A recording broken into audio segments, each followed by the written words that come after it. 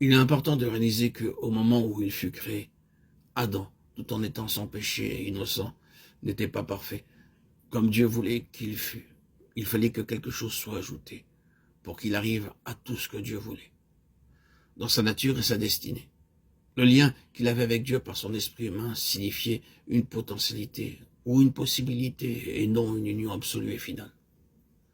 C'est pourquoi il devait obéir à Dieu dans une ligne d'ordre et de commandement. Plutôt dans la position d'un serviteur que celle d'un fils, ou si nous employons la distinction qui est faite dans le Nouveau Testament entre enfant et fils, nous voyons la différence entre celui qui est simplement né et celui qui est parvenu à la maturité.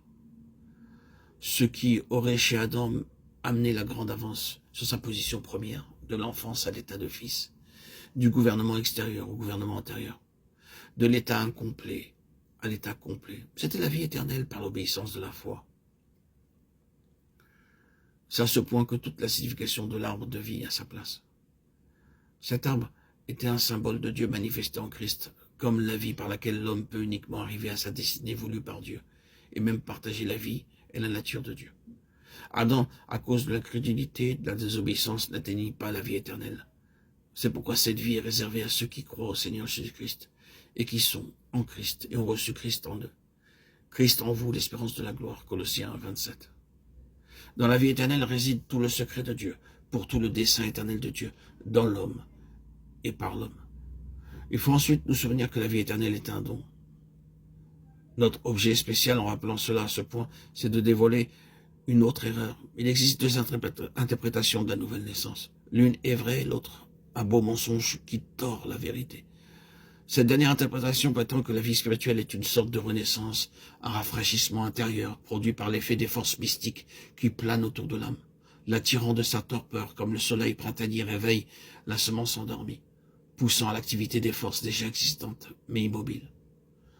Ce serait comme un réveil de ce que nous possédons déjà pour l'élever sur un plan plus haut, ou une marée qui envahit des sphères jusqu'ici ignorées et inertes, dont les forces et les fonctions entravées sont aussitôt libérées et entrent en contact. À l'intérieur avec la conscience et à l'extérieur avec le service. L'autre interprétation est la vraie, reconnaît que la nouvelle naissance signifie une vie toute nouvelle et autre, qui doit être engendrée d'en haut, par un acte déterminé de fécondation divine, un don tout nouveau et direct, d'une vie qui n'avait jamais encore été dans la vie humaine et qui continue à être une vie entièrement autre que nous ne possédons pas par nature, mais qui est une vie unique et miraculeuse, comme l'est Christ.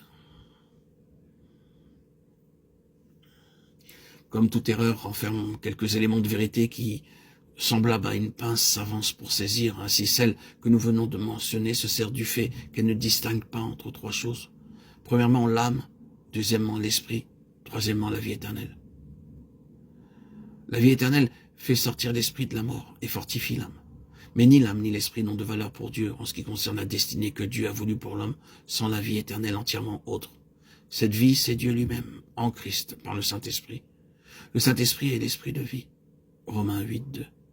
Et la vie divine, alors même qu'elle est donnée aux croyants pour demeurer en lui, reste encore liée à la personne divine.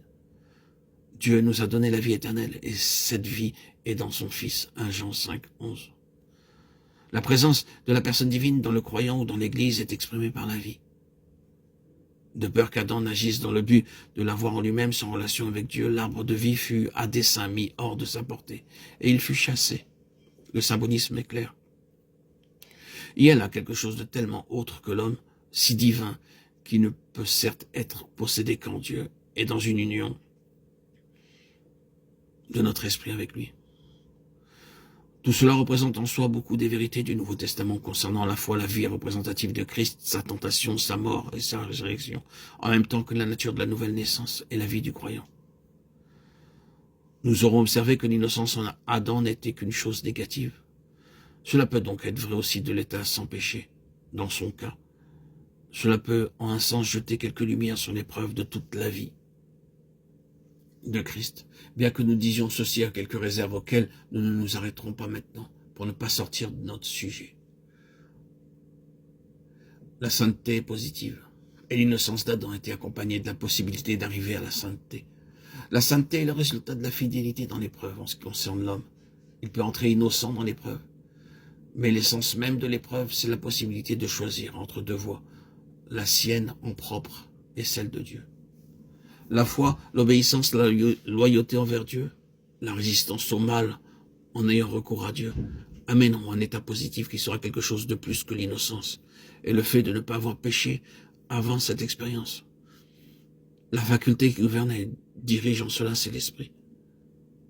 C'est pourquoi l'issue sera ou bien la sainteté spirituelle, ou bien la perversité spirituelle. Chacune des deux issues représente une relation, soit avec Dieu, le Saint-Esprit, soit avec Satan et les esprits mauvais. C'est en cela que nous voyons le résultat de l'épreuve et de la chute d'Adam.